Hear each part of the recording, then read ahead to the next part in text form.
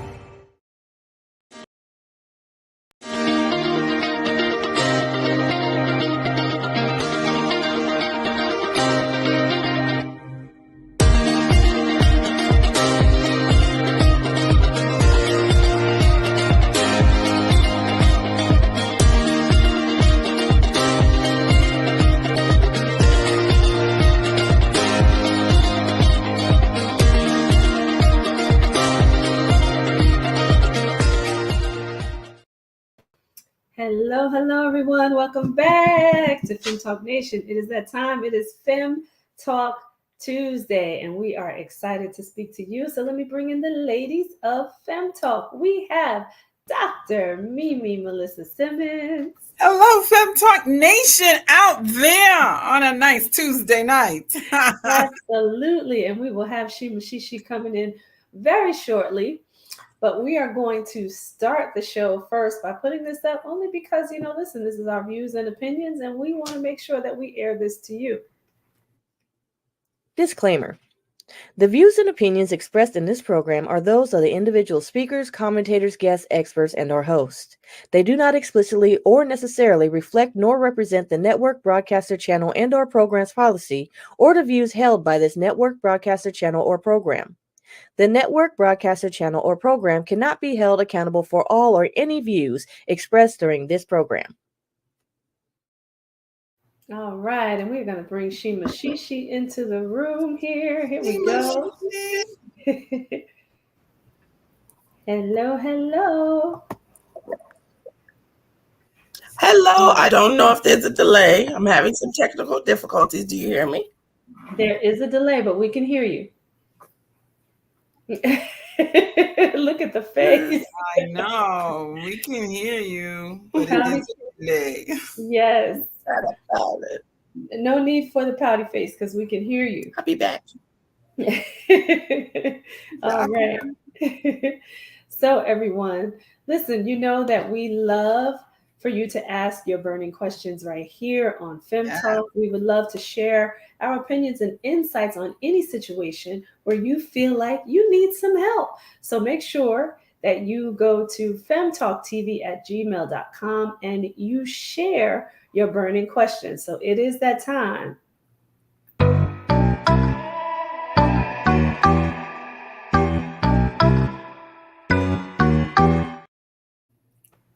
All right, so tonight's question is, I want a promotion at my job. The position is open, but I'm worried that I'm not qualified, even though I currently do some of the tasks. Should I approach my manager or should I wait for them to approach me?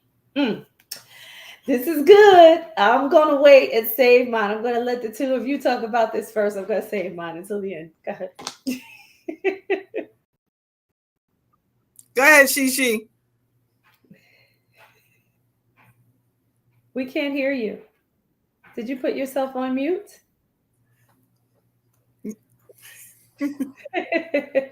Well, while we... I was going to say, I was already saying, my answer is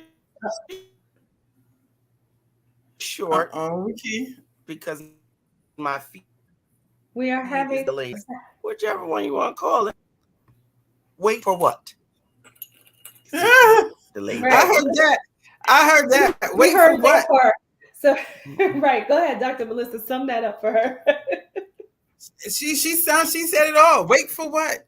I mean, God, and I don't know what this season's about, but I've literally talked to, I want to say four, but one of the third one of the fourth woman I talked to, one of the four, she was a lot more definite. She actually said, no, I could do the job. But I've recently talked to three different women, and all had this same kind of like guess, like I'm not sure I can do this, and it kind of took me by surprise because um after I talked to the women and I said, well, what is the, what are you doing? What does the job entail? Have you done this? And I'm getting, yes, I could do this, I could do that, and da da da da. And are you, one of them was working the job. Are you doing it? Yes, I'm doing it. I says, any problems in doing it? No, everything's going fine. And I'm like, so what are we questioning? What are we questioning? And I think it's coming down to self-confidence. There is a lack of self-confidence amongst some women business leaders. And I say it like that, because I totally do not get this reaction from men. Men are out there taking the jobs, experience or not, can do it or not. They are all out there saying they can do it. I think in the reverse, I've cleaned up more messes from after men than I have women, because women have done a better job, the ones that I followed, honestly. But the men are, but a lot of the men, they left a nice little mess because they said they could do it and they couldn't. You know what I'm saying? Whereas I think some women can do it. So I would just encourage that person to, nobody's going to come and ask you for a job. And if they do, especially depending on the job, why should they? You should want the job. And I think an employer wants to see that you want the job. I don't think anybody has to ask you, even if you're the next in line. I think it should be something that you're aggressive about, and go and let people know, I am very interested. I know I can do the job, and not ask for it either. Kind of, I think it's our disposition as we go towards these jobs and say, no, I could do this job. I think the job is mine, or I know the job is mine. Be a lot more confident than you would be in a normal situation, because these are decisions that's going to make a big career, is going to, I think, advance careers. Clearly you're going to get more, hopefully you're getting more income from it. And I wouldn't just sit there passively. If you know it's something you want, something you can do, even you have it down, let's say 60%, go with the 60 and do what you know how to do. I believe by these women, they have 90% as opposed to the 60. And if you're if you can go to a job description and check off, this is what I told a couple people to do. You can check off, I could do this, I could do that. And you find that 90% of that job description you've checked off or have some type of relative experience in, then you're ready for the job. Yeah. And listen, I'm going to say this because you mentioned this part earlier, but, go in with the confidence knowing that whatever you don't know, you know how to figure out.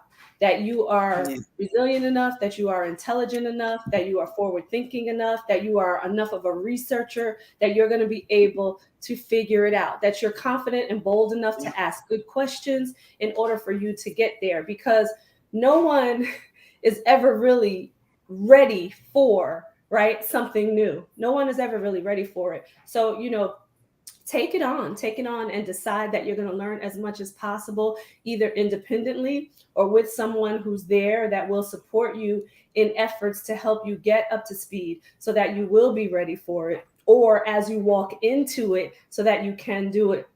There's never a position that I've ever took that I was really ready for. I just went in it with the mindset that I'll just figure it out. I'll research enough, I'll ask enough questions, I'll be bold enough, and I'll figure it out. Right? I'm in that position right now because I'm doing something that I have not done before. Right? And I'm going in and I'm asking the questions and I'm figuring it out, because that's what we need to do in order to, like Dr. Melissa said, to be able to advance, to get to the next level.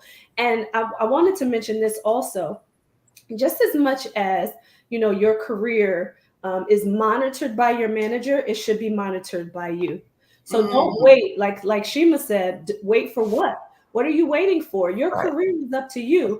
And just like we talk about health and we talk about advocacy and health, well, when it comes to your career and your positions and when you want to move forward, you have to be an advocate for yourself in that Absolutely. area as well, in order for you to get the positions that you want if you are ready or looking to move forward and to move up in your career. So be your own advocate, learn and absorb as much as you can, be bold about it, and get out there and get that position that you desire.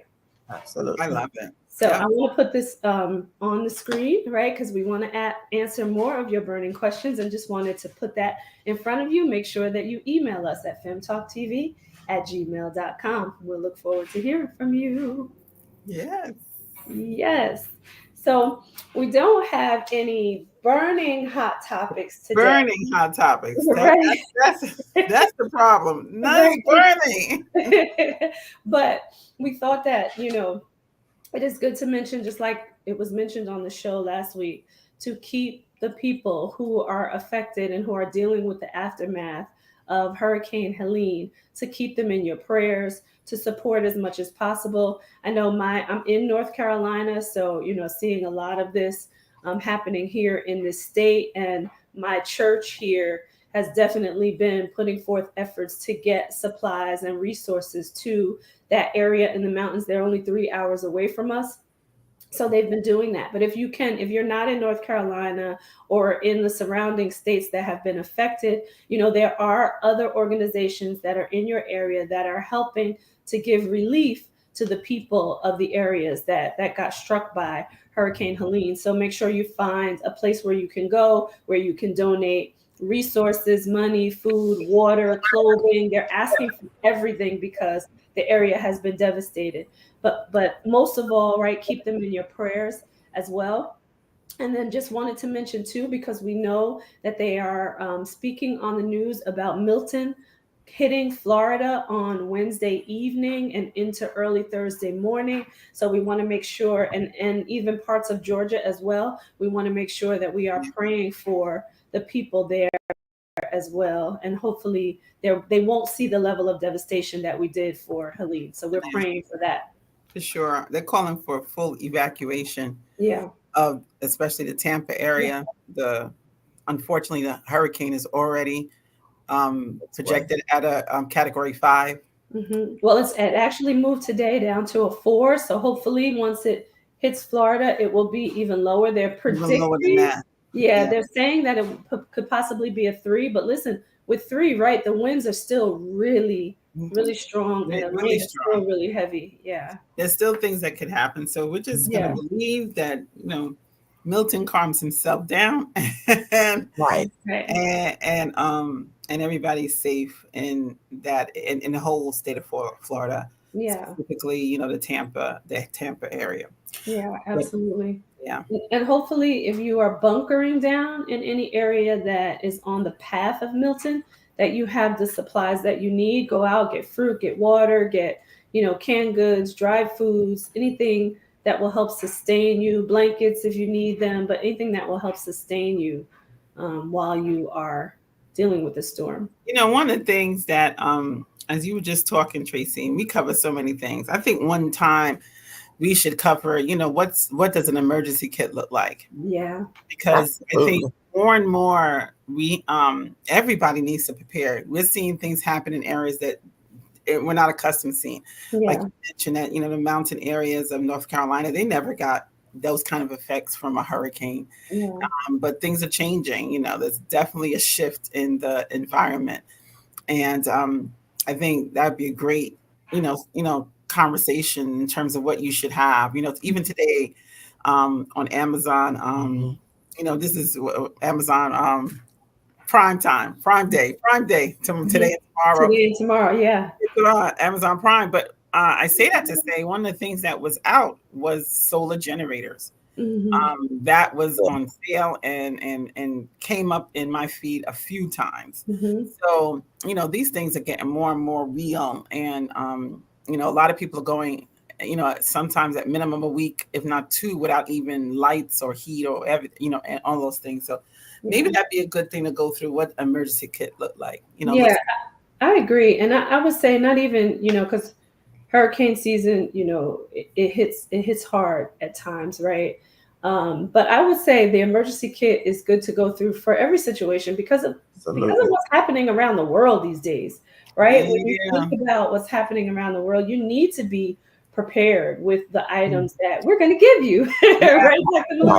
The items that we are going to give you to prepare yourself for any type of disaster, because we don't know exactly what's coming, right? There's so many different things that are happening in this world right now that you need to just be prepared. One to move, or one to bunker down, or two to bunker down. Absolutely. Right?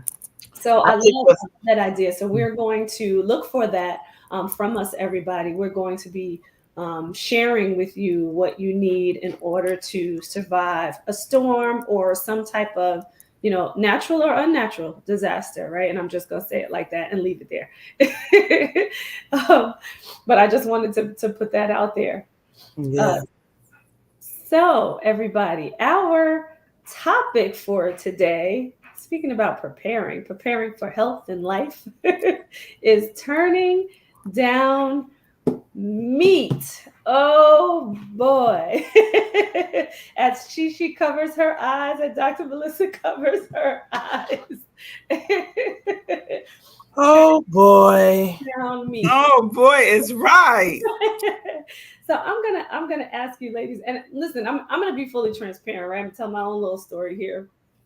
Be fully transparent. I have turned down meat and picked meat back up, and turned down meat and picked meat back up, right? Listen, can't lie, gotta be transparent, right? Because when you grow up eating meat, right, it's a hard thing to put down, particularly when you're focused on being satiated, one, and two, getting in enough protein, which your body definitely needs. But there are ways for you to do that without meat. So this is something that I'm not going to say struggling with, because I'm not struggling with anything. Right. It's something that I am working on. Working towards. I love that.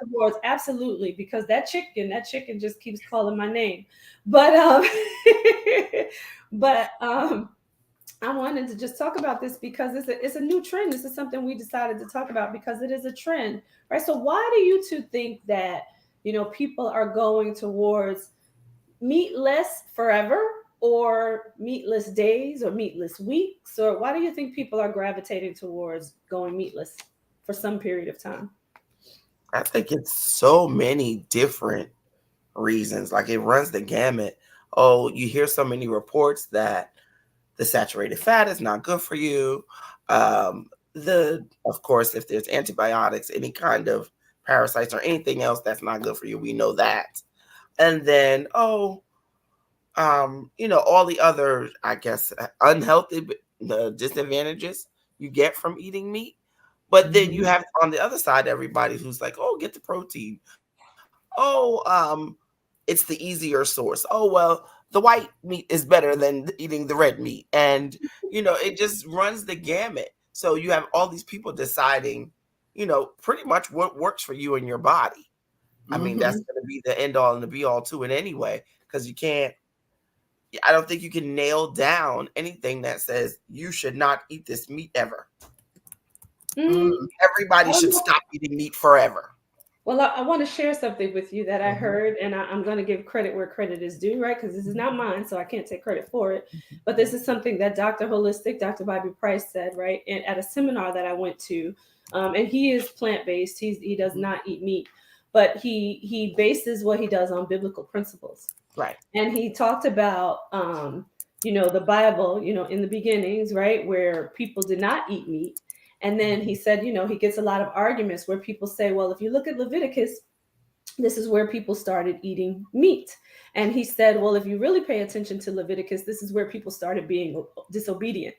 So it hit home for me when I heard him say that, because, I am a Christian, and I Do love the Lord. So it definitely hit home for me. But Yeah. so when you think about that, there are some reasons why we shouldn't eat meat. There are Yes. a lot of reasons. I wanted to touch on some of them that you mentioned, right? And I'm going to go a little bit in a different route too, because of what I've been looking at lately and seeing out there. So, of course, like you mentioned, there could Mhm. be, additives and preservatives and hormones and antibiotics and chemicals, right? Nitrates and caseins and things like that, right? Mhm. That Mhm. are in the meat that they are putting in the meat. But the other part of that is, can we trust the meat now because they're growing meat in a lab? They're looking at feces to produce meat now, right? Mhm. They're taking meat and making it with like these printers, right? They're taking by particles, right, of meat and taking these large what looks like printers and making meat. Right. So we're not really getting anything that has any real nutrients in it if we're eating that type of meat. And are they telling us that the meat that we're getting from the store are those meats that were made in the lab, Mhm. or are they actual meats that were grown on a farm, even if it does Mhm. have all the other stuff in it, right? Right. Right. So you just don't know what you're getting That's anymore, which Right. is more I of a think concern. I think we have. I mean, it's true, but I think that goes for everything now. I don't. Yep. It goes for everything. Yep. What are we eating? I mean, from water, right, to right. milk, to meat, to vegetables, to everything. Everything is now questionable. Yep. I think that's the society we live in. I am grateful that to let me say to an extent that we do have a system here in this country that does kind of force people to be a little bit more honest than in other places. But again, I think the Mhm. the market is so big out there that it's just not. I don't It's think it could be regulated enough to find everything that they may or may not be, and people just are not honest. Taking right. that Yeah. off And the I table, was gonna say, I, I yeah, was I gonna mean, say not so. dealing with that. Right, exactly. Not dealing with that though. I think meat, I think it's a decision. And I think a lot of people are finding that meat is not the easiest thing for their body. Right. I know personally meat has changed in my home for a number of years because we just found we still eat meat, but beef definitely has gone way down in our consumption. Absolutely. We do not eat beef. I love a good piece of steak. Let me not even try to say I don't. Me But too. that is like one a month, one every 2 months or something like that. It's definitely not something we do often. I've replaced that with more poultry type of things, and more recently, the you know I'll just say, some of my family members had to go to a more vegan diet because of their health. Right. So I think, and let me say this: the doctor didn't say that it was necessary or required for their health, but they said it doesn't hurt to, get your gut in health and kind of give your body almost like a detox. And Tracy and Shima, y'all talk about that all the time. Is like kind of give your body a break because meats are harder to digest, and with your stomach and your intense intestines and all those organs working all the time and all of these um, heavier proteins to digest those, giving your body a rest and going through a detox, you could actually see, Yeah. smell, and see immediately see benefits of it. So for that reason, I've seen, like I said, a few family members that had to do that, Yeah. and because of that, I've learned how to myself make more vegan meals, which is,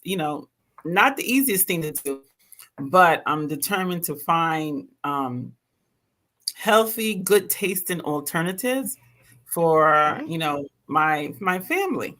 So I've been right. As a matter of fact, tonight I made some um, air fried. I tried air fried egg rolls. It's not really egg rolls. It was more of a spring roll with Hmm. cabbage and onions and all that kind of stuff in the egg roll, and I air fried them, and it turned out pretty good. So different things like that, I think, is something, and I use plant based egg rolls. So Yeah. again, trying to find alternatives to make things work. Yeah. And I wanted to Just look at this comment from Feliza. It says, I also learned that we were indoctrinated through the food pyramid that was designed to push the sales of meat and grains and milk. And that is so true, right? Very true. What we learned, and that was started early. It started early on in school. We were shown this food pyramid in school, and then that's what we were taught to eat.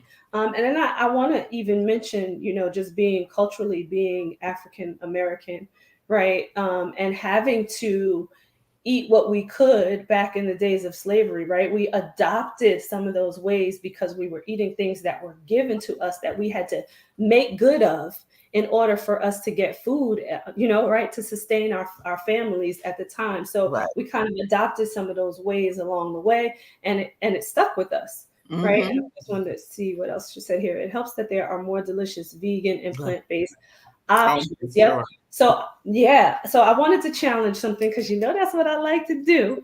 So I wanted to challenge something that you did say, Dr. Melissa, right, in terms of the standards, right, in this country. I don't think that our standards are as good as other countries. I'm going to say that because you do see that other countries, particularly in Europe, where they don't allow a lot of the things that we have in our food that we know are not good for us, are not allowed in other countries. So I did want to put that out there too, because standards are totally different, right? So when they are packaging meats, and I don't know if they're necessarily telling us, what it is. And I do know that lab-grown chicken in particular was actually approved by the FDA to sell in restaurants. I don't think it's made it to the grocery stores yet, but it is allowed to be sold in restaurants. So, and we won't know if that's lab-grown chicken or if it's chicken from a farm, unless you do have places where you can go where they're not going to disclose that they have, not that part. I'm saying there are places that tell you if they have farm fresh meat, if they get their meat from farms, they do usually advertise what farms they get them from and that they actually do that. So you might want to look for those places when you're going out to eat if you have them in your area. So I did want to mention that part. Hello, mommy. So, I did want to as my computer and my system is going crazy and delayed. I know you're probably just catching up to what I'm saying right now. My what Feliza was saying that I said to her is I have a friend who is now vegan. And she said something so very plain to me that I probably would have never thought about. But all the meats that we eat, they're cooked with something, seasoning, oils, whatever. If you cook them with nothing, just flame them. No seasoning, no salt, no additives, no syrups, no dips, whatever, no basting, none of it. It has no taste. It just tastes like meat. Everything that we love so much, because I am a rib eye eater. Y'all know me. It tastes so good, but it tastes good because it's salted and it's peppered and then buttered and garlic and So it helped me to eat less meat because of that concept. Have I joined the never eating meat again crew? Not yet. I'm leaning towards that way. I haven't joined. Absolutely. I had a friend say to me who has now gone completely plant-based, but she was talking about giving yourself grace and listening to your body. And when your body tells you, especially if you are being challenged and going back and forth and saying, I know I should, I know I shouldn't, I know I should, I know I shouldn't. She said, listen to your body, because your body's going to tell you when enough is enough. And once it does, then you'll be able to release that. What I have found is, because I told you my problem is chicken, what I have found is that chicken is starting to produce a lot of mucus, right? And I'm starting to, like, after I eat chicken, it's like I have to blow my nose or it has to come out of my throat. So it's like, okay, my body's telling me now enough is enough, right? So when like Shima said, when she just explained about the seasoning, as my taste buds start to change, right? And as I don't cook it at home for myself, though. That's the crazy part. It's just when I go out, right? But as I start to release the taste of it and maybe flavor other things in that manner, then I'll be able to release the chicken. And I think that's the thing. I think it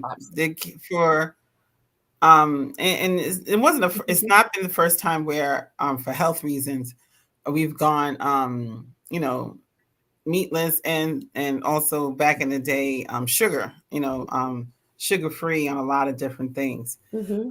But I think the key in really adapting a good vegan or plant-based diet is making it taste good. I think that's the key, is learning how to season foods using, herbs and spices, natural herbs and spices, and really bringing the flavor to so many different dishes. I think that's how more and more people are gonna enjoy, and I think that's what's happening. I think Yeah. the option to be meatless is I'm not gonna say easy, but it's easier Mm-hmm. than it has been. I remember let me see, I would say a good at least 15 years ago, I tried to do stuff with the kids, and it was hard. No, if I found things that did work, it was very expensive. And even in trying to make a meal and make the meal taste good, what options did you have? So I think now there are a lot more, the availability of different types of food to really try out to make it, taste really good. But Yeah. I think you mentioned also, mentioned the mucus, um, bacon, which I love, and pork. They also do the same thing where they increase the mucus in your body. And that's another reason why people put down even the white meat. They call it the new white meat. Yeah, exactly. We're going to take a quick commercial break, everyone, but I wanted to come back and talk about what Dr. Melissa was just mentioning and those meatless options, right? And what ones are good and which ones are not, right? Because all meatless options are not good. So we're going to take a quick break and we'll be right back.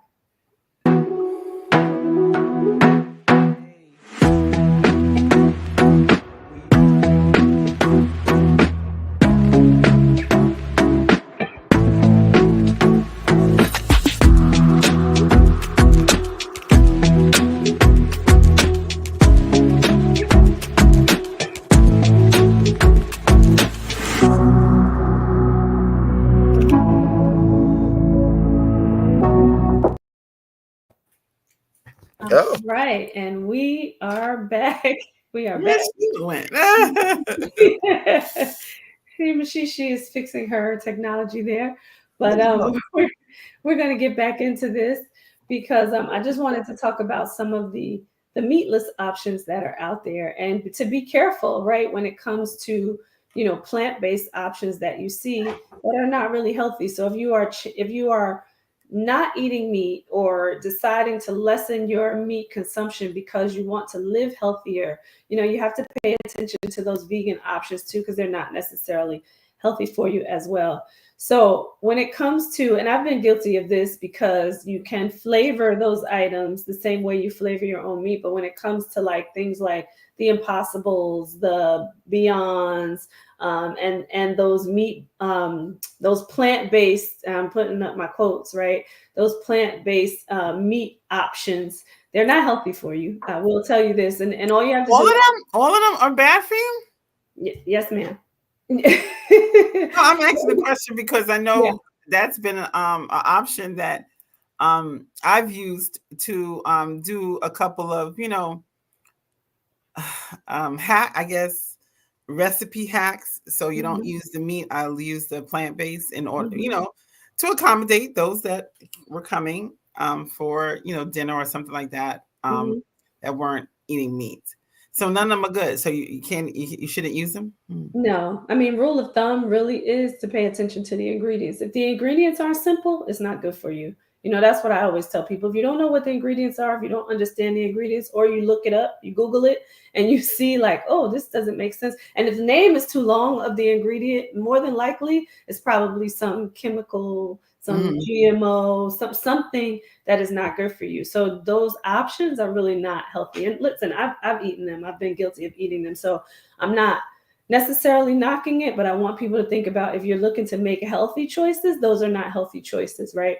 And the majority of things that you would find in a package, right, are not healthy unless the ingredients are really simple. If the ingredients are simple and you know exactly what they are, then it's a healthy option for you in a package. Otherwise, no. Yeah. Interesting. And Felisa says walnuts for ground meat and oyster mushrooms for chicken. Absolutely. Both very, very good. I tested the oyster mushrooms and I fried them like fried chicken. They were absolutely delicious. And you can even pull it apart and it almost looks like, you're pulling apart chicken, but so, so, so good. Oyster mushrooms are a great substitute for chicken, right? And you can even I've even seen where you can wrap it in rice paper. If you get a good healthy rice paper and you wrap it in rice paper and you season the top of the rice paper and wrap the oyster mushroom in there, oh, absolutely delicious. So those are both really good options. Walnuts too, if you ground them good enough, they can take on the consistency and make you feel like you're eating meat. Oh, and she says jackfruit too, and she's giving us some good options here. I've heard a lot about jackfruit being a good substitute for meat. Yes. Yeah. I haven't been able to cook the jackfruit to my liking yet. I have to figure that part out, but I I've haven't only tried once, and it wasn't at one time, and I have not tried it since. Yeah. I've heard good things. I've not tasted good things. Yeah. Interesting. Yeah. I'll learn more, I guess. And listen, you can do other things for protein, right? Lentils, chickpeas, all good options. Black beans, red beans, all good options for for meats. As long as you season them the way that you want to, you will get that flavor that you want in your meal, and add it to your vegetables. Well, what about we talk about, like you and I talk about this one all the time. Of course, if you want to go straight vegan or vegetarian, depending on what your choice is, there's always the debate about eggs. Well, and how people feel about eggs. Well, eggs aren't vegan, right? Eggs are not vegan. They are not, and I don't want to lose. I want to be able to say this here too. I don't want to use the term vegan loosely. I like to say plant-based because vegan is so much bigger than just the food you eat. So I don't want to use that term loosely. But when you're talking about plant-based, right, doing a plant-based diet, the eggs are not included in that. Right. So if you are choosing to not eat meat, but you want to continue to eat eggs, then that is a protein for you, right? And then I would say err on the side of buying eggs that are, they have chickens that are responsibly raised, right? Where they don't have all the things that we listed earlier in terms of the antibiotics, the hormones, all those things.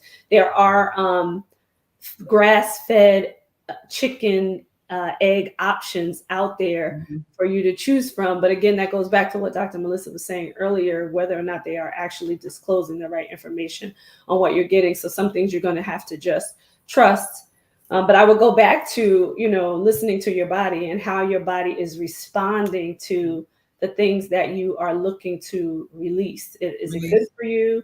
How does your body respond to that? Are you having too much mucus? Are you having, other signs and symptoms? Some people get headaches from eating certain foods. Like whatever that is, listen to your body. Are you feeling fatigue and bogged down? And, from the food that you eat, all of that matters. Are you feeling like you can't release, what your body should be releasing when it comes to the food that you're eating? If that's happening to you, then you should think about changing to healthier options. And let me ask a question, because both of you have lived, and worked towards a plant-based lifestyle. Is there advantage to having what some people call meatless Mondays, or we're gonna go meatless for this month, like almost like a like just periods of it? So not to give it up, but is there an advantage to doing those things, periodically? And if so, is that an alternative for some that aren't 100% ready to give everything up? Yeah, I mean, I'm going to say yes, right? Because less is better, right? The less you eat of something, right, that is not making you feel well, particularly if you're having signs and symptoms of it, the less of it is definitely going to be better. The less of it also, too, is going to give your body an opportunity, because you mentioned this yourself earlier, meat is harder to digest. So the less you eat, the less amount you eat is going to give your body the opportunity to digest more of your food better as well, because now you're not holding the meat in your stomach and in your Mhm. intestines, right? So you're Right. digesting better too, which is where your body needs to release and fuel itself with nutrition through your digestive system. So Mm. yeah, the And I less would say less is test it better. out for yourself, because you can tell people all day long, this is what's good for you. It's on, like you said, less is better. But see how you feel, because Mhm. and this is only my testament. When I don't eat meat as often as I do, because I am a 100% meat eater. When I have more veggies than that, or more grains on a day, or I just don't have any meat at all, I feel lighter. I literally feel lighter. I Mhm. feel like I am passing like I'm supposed to. I don't Mhm. feel bloated. I don't feel um overly full. Not saying you can't get overly full or overdo it if you're eating a plant-based diet. It Mhm. just, for someone who is a meat eater, and I decided to not eat meat today, that Mhm. day I feel more energetic. Yeah. Sometimes, depending, I even have clearer thoughts. Hmm. Hmm. So Hmm. you really would want to, even if no one can coerce you not to eat meat anymore, take a day or two and try it and see what your thoughts are. See if your thinking is different. See if you're moving better or differently. If you're having the creaks in your knees and your elbows and stuff like that. If you see Yeah. less, exactly, Feliza, less inflammation in your body, even if you don't give it up, if you like less is more, you'll see less of those things. Yeah, Yeah. absolutely. I wanted to address Nick's question too, because he Mhm. said, what about juicing? So juicing is a great way to help your body release toxicity, right? Because it's a good way to catatonically get nutrients into your body. The only thing you have to be careful about is juicing for prolonged periods, right? Is you're not getting protein through your juice, right? Right. Most fruit and vegetables don't have enough protein to help sustain unless you're doing it a lot, like you're putting in a lot of peas, or you're using beans or something that is really high in protein. So juicing is a great way to help you like fast for your body to release in order for you to start to take in more food. But Yeah. you definitely also need protein. You just don't have to get your protein from meat. So I wanted to address that question. And I like, and I think that's for me personally. I think that's what I've tried to do. Get better. Um, periodically, obviously, reduce the intake of certain things that just aren't good for you anymore, right? Like you said, Shima and Tracy, I feel it when I'm dragging. I feel it when my stomach is like turning over, or saying, okay, that didn't work out today. So I believe that's I think we need to look at different options. But I would say this: I think everybody should relook at their diets. You Yeah. know, I talk to a lot of people, and not a lot, but I talk to a lot of old school people. And they're still trying. Oh, I could eat anything I want, and they Mhm. know they really can't. Everything is not agreeable to your body, and and after you hit a certain age, then all these symptoms start creeping up even more so in regards to what are you eating, what does your body look like. And there's so many different diseases and sicknesses now attached to eating and food and nitrates and a lot of things like that. So I think overall, even if the decision isn't I'm going vegan, I think Right. most of us, all of us, need to really relook at our daily intake, Mhm. and really create something that is that at least puts more of, like you said, we learned this pyramid of meat and Mhm. grains and all that kind of stuff, where we need to flip that and have our daily consumption include healthier versions like vegetables, and not too much sugary fruits like berries and things like that, so that we know on a daily basis we're doing better for ourselves. Yeah, Absolutely. absolutely. Absolutely. And I wanted to mention something too. There is a correlation. I love when Shima talked about how you think clearer, right? When you start to eat better, right? There's a direct correlation between your brain here, your Mm-hmm. heart, and your gut. And You know, it's proven, it's scientifically proven. So don't take my word for it. Go look it up.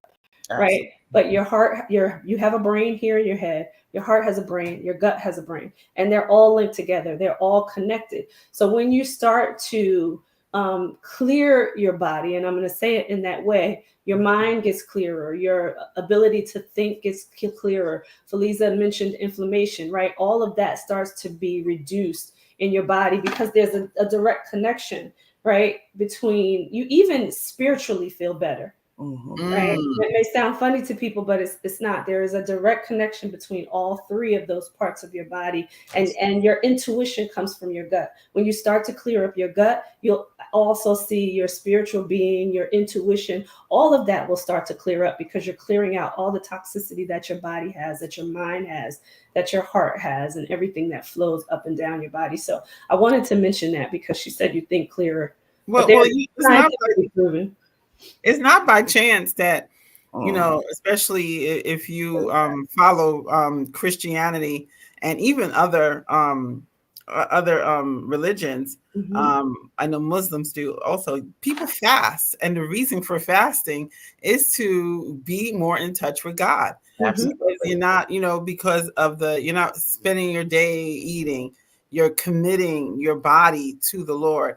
And to that point, both Tracy and Shima, you're probably thinking better because you don't got all the nonsense in your body. Right. So now the ability to really, your spirit to connect with you know, who you believe in is now a lot more pure. I always say, you know, fasting is a purity that allows this exchange to happen in a better way.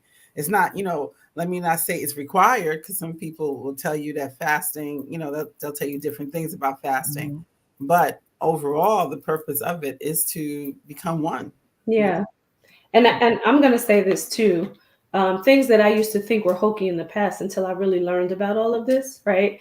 So your mind has the ability to heal your body. And it's all about your thought process and how you think and what you will, right? However, if it's bogged down because your gut is bogged down and then your mind can't think clearer, then you can't change your mindset and you can't will your body to heal. So there's a connection there that we need to start being aware of when it comes to taking care of ourselves. So I wanted to mention that too. And again, I'm going to say this from the perspective of, I didn't necessarily believe in that either until I started researching these things, right? So it sounds hokey, but it's not, right? This intricate system that God built for us, right? It has the ability to heal. It is one of the most intricate systems. It can't be duplicated, right? It is a wonder of the world. They are still examining the human body and how it operates, and they still don't know everything about the body. Why? Because it's a miracle and it's something that God has given us. So when you start to honor that, right, and you start to utilize it the way that it was meant to be used, there's a lot that you can do for your body just by changing your habits, right, and changing your level of thinking, and you will be able to heal if you want to live a healthier lifestyle. You know, one of the things I also wanted to mention, and to your point, you know, sometimes people think, you know, you're being hokey or you're being super spiritual, but if you follow sports and you follow the successful sport, you know, people that they their bodies don't break down as much, you will find that almost all of them are on a very strict diet almost all the time. One in particular that I'll mention, everybody knows who it is, Tom Brady. Tom Brady, who is by far, everybody would agree, one of the best players of football ever to exist. You saw he went into his 40s, not okay. He went into his 40s and got another Super Bowl. Yeah. And still was on the top of the pinnacle. But until he left, he was the one. Yeah. He but look at his diet. It was his diet. As a matter of fact, they're trying to promote him and his trainer they are doing it successfully. Obviously, it's a higher end type of thing, but they're successfully pushing out their regimen because they realize. He said, "I don't give myself any credit. I follow my trainer. My trainer sized me up in terms of what I should eat, drink, and how I should work out in order for my body to perform at its peak, at peak performance, for me to be successful in the game I play. Yeah. So, this is not hokey. This is so many people who are whose body is, our body is all, should always be our temple. But people in sports, their body is their money maker, literally. And when they take care of their body is able to do what they needed to do in order to perform at its peak. What a great example. I'm so glad that you mentioned that too, because and Feliza just said it here too, right? It's the diet, it's the exercise, and it's sleep, right? But that the correlation between what you eat and movement, right? And I'm saying movement because everybody can't exercise like Tom Brady. But when you start to move your body a lot more, you'll start to see how your immunity starts to increase, right? That inflammation that we talked about earlier starts to decrease, and how your body starts to transform in ways that you would not even imagine if you start to get movement. And I'm not just talking about going to a gym and exercising. That is not the way for everybody to do it. But if you started walking, right, every day. I live in a neighborhood where every evening, the husbands and wives, and sometimes they have their strollers with them too, but they are out walking. She's friends and neighbors. She comes and she yells at neighbors when she's here. But my neighbors are always outside walking, right? And you see that they're pretty fit, right? They're pretty fit, but they're outside every day walking. And I can't say whether or not they go to a gym. I don't think that they do though. But they're outside walking every day. And I know my mother was on here earlier, and she can attest to this too, because when she decided that she wanted to lose weight, she started walking, and she was walking every day, and her body started to transform. So it's about movement. It's about getting some type of movement every day intentionally, not just, I came home and I walked from my front door, up my steps to go get myself ready for bed. No, it is, real intentionally movement. doing some real movement, and it could but be. It's culture. If you watch, again, we don't have to say that. If you see like Asian cultures, they are walkers. That's what it's not by chance. A lot of them are living to 90 and 100 into the hundreds. Indian cultures are very, you see them. My daughter lives in a neighborhood with a large population of Indian and that's here culturally too.